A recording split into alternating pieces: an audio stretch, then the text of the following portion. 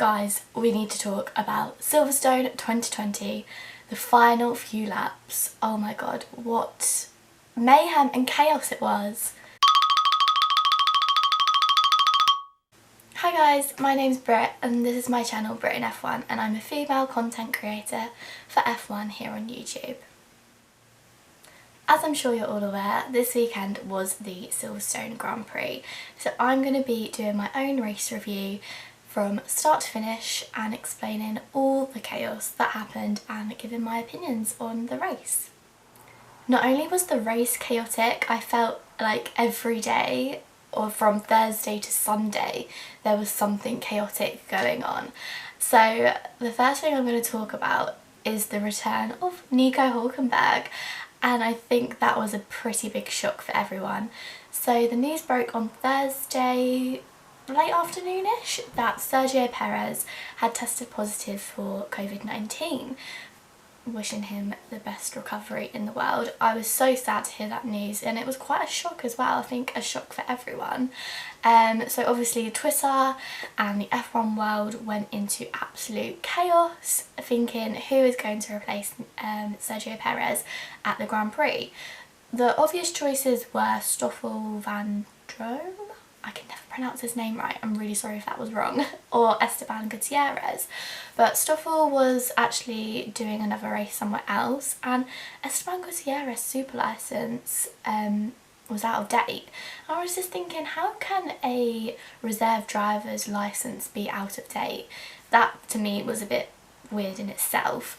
So the choice was actually Nico Hulkenberg, which was quite a shock to everyone, but I was so excited to see him back. So Nico had a chaotic Thursday and Friday morning really.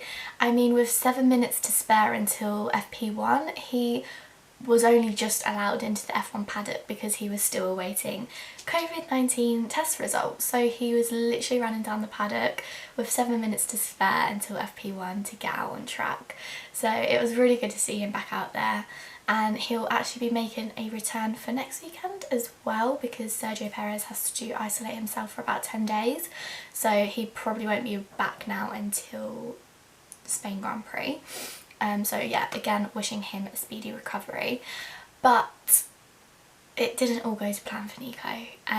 He did his qualifying, which I was quite surprised about the Racing Point's pace. It just didn't seem on point this weekend. For the last 3 races, Racing Point have been up there challenging Red Bull and Ferrari, but this weekend they weren't anywhere, and I think Nico qualified in P11, so he didn't even make it into Q3, which is quite disappointing really, but you know, hats off to him for getting back into the car. I mean, it was all such a rush, so that in itself was an achievement anyway. And then obviously on Sunday he didn't even get to race. They couldn't start the car for some reason, so that was just a real big disappointment for him, which was really sad to see. So hopefully, fingers crossed, it all goes better next weekend for him. So now let's dive into the race itself. Personally for me, it was quite a mundane race leading up to the last 2 laps, which I'll talk about in a bit. But yeah, it was just a bit of a slow one really. I mean, Lewis was straight off the block, like had amazing pace from start to finish, well, just about start to finish.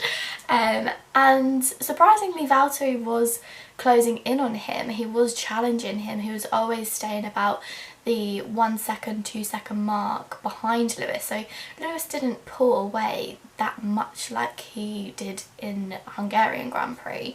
So that was quite interesting to see, but again Valtteri just couldn't close up to him, and then Max could not catch up to Valtteri, so Max basically was having a one-man race really. And then back to 4th Charles again couldn't catch up to Max, so it was all just a bit the Mercedes on their own and then Max on his own really. So from 1st to 3rd it wasn't that exciting, but all the action was happening behind Charles.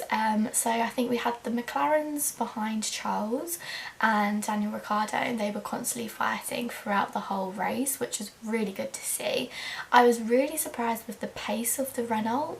I think at the end Daniel Ricciardo was literally a second off Charles, so I mean, if the laps were a bit longer or the race was a bit longer, I think Daniel could have definitely been on the podium, which I would have loved to see. I miss Daniel being on that podium, and he deserves to be up there. So it was really good to see the Renault back on form and challenging the McLarens, because throughout the whole season so far, the McLaren has been a lot more dominant than the Renault, so that was really good to see. So the standout performance for me was actually Pierre Gasly. Coming through the midfield, he drove an amazing race, and he was actually one of the standout performances for me. Some of the overtakes he did were amazing, and the pace of that car, I mean, it doesn't have great pace normally, so I think him driving it to P7 was actually quite outstanding. So he was actually, for me, driver of the day.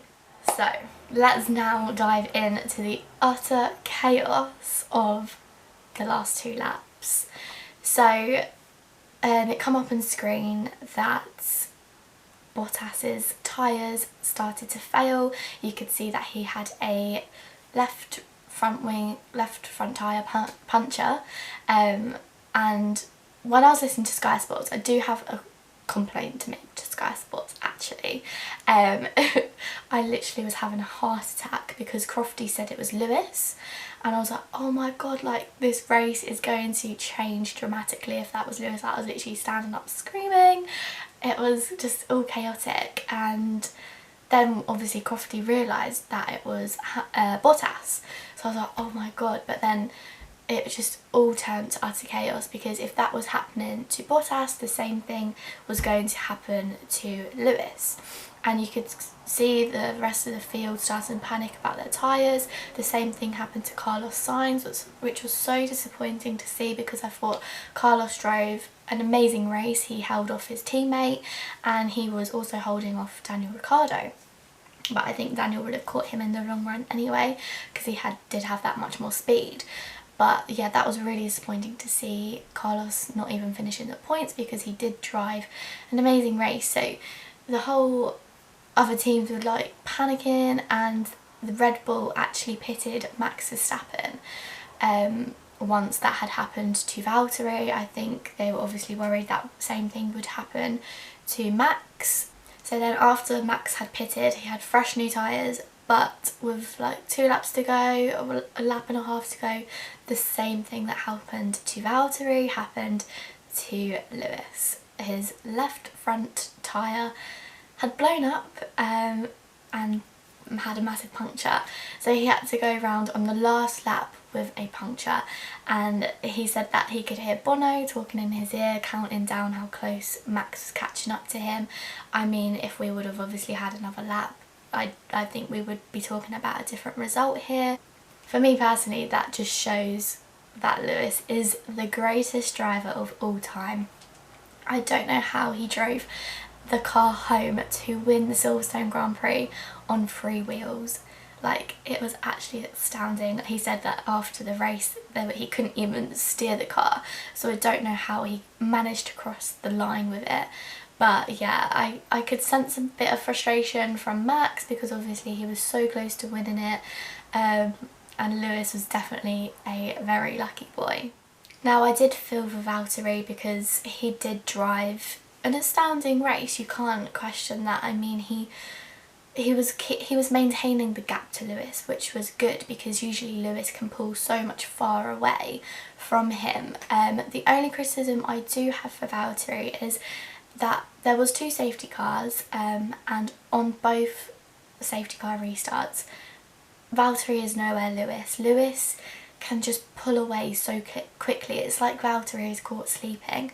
So that is a problem I had with it. I thought, if you can't catch him on the restart, like, you're never going to catch him. So that was the only criticism I had for him. I mean, he drove a pretty average race, but it was a shame for him to actually finish outside the points and not actually get any points. So it obviously has made Lewis extend his championship points now to about 30, I think he's like 30 ahead in the championship. So it is a bit sad really, because for me, if Lewis does start to get DNFs, which fingers crossed he doesn't, that's the only way I can see Valtteri winning this championship back. And then the next team and guy I want to mention is actually George Russell, we all know and love. He actually got P12, which was amazing for that Williams, and I was really delighted for him and the team. It was thoroughly deserved, a very long time coming. I know it's not in the points, but you know, P12 was pretty good for a Williams. I think George is definitely driving the hell out of that car and definitely getting his money's worth when driving that car. And it's always been, the last few weekends have been quite annoying for Williams because they've had the pace on a Saturday afternoon, like they've been getting into Q2, really getting really good results, but then it comes to race day and it just gets washed down the drain basically. They end up at the back of the grid, they don't have the race pace. So when George finished 12th, it was really encouraging to see, and to see him beat the Alfa Romeos and Haas team. So it's really encouraging, and it was really good to see them do it at their home Grand Prix, and obviously George's home Grand Prix as well. So hopefully they can push more from this, hopefully they can achieve more, and hopefully soon get into the points. So next week we have to do it all over again at Silverstone, so that will be very interesting. Hopefully it's not as boring throughout the whole race as it was this weekend. I know that they have got different tyre compounds, and it is meant to be a lot warmer next weekend as well, so that will be quite interesting. Hopefully that mixes it up a bit. I know, well, we could see on Friday when we had the hot weather in the UK, it was about 35 degrees, that the Mercedes do not like the hot weather. The car just doesn't drive well, and I know it's meant to be very hot next weekend, so we might see the Mercedes start to struggle. And I know I'm a Mercedes supporter, but I would like to see a lot of the other teams a lot closer to challenge the Mercedes, and I think that will make a more of an exciting race. So hopefully everyone's a lot more closer, we have a few people struggling, but yeah, leave down below who your top 3 predictions are for next weekend, and I'll see if I agree with you. So I'm going to leave this video here. If you liked it, give it a big thumbs up, and if you are new to my channel, please hit the subscribe button, and I will see you all next week for my 70th birthday race Grand Prix review. Thanks for watching guys, bye.